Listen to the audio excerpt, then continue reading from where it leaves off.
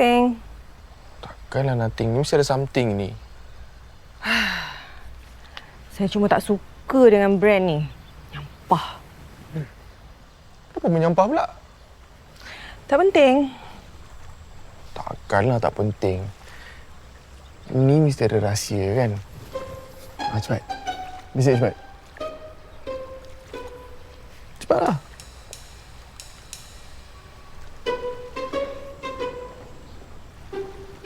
Anis! Anis. Kau dah siap ke?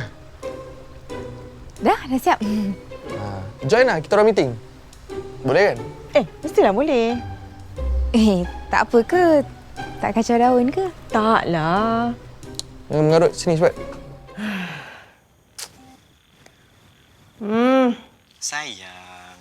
I tak ada duit lah nak bagi you pinjam. Ke situ pula. I call ni sebab I rindu you lah. Kelakar you ni kan? No. I'm serious. Okay, you kat mana ni? I betul-betul nak jumpa you. I rindu you. I nak lepaskan rindu. Please.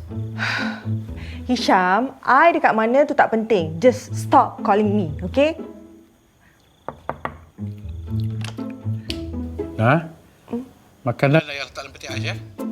Okay ya. Okey. Itu ayah ke? Hello. Mana?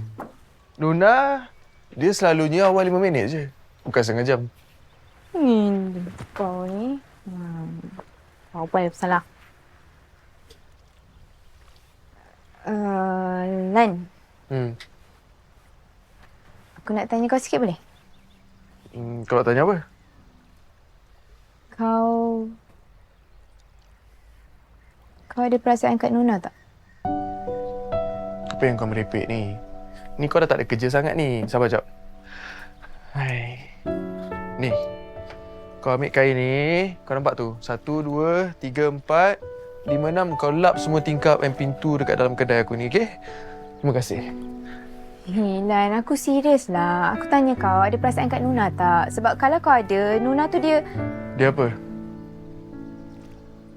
suka kat kau. Is, kenapa kau nak kena cerita semua benda ni dekat aku? Kalau kau ada perasaan kat dia, kau kena bagi tahu aku. Aku nak tahu. Sebab aku tak nak jadi orang ketiga, Lan. Aku tak nak.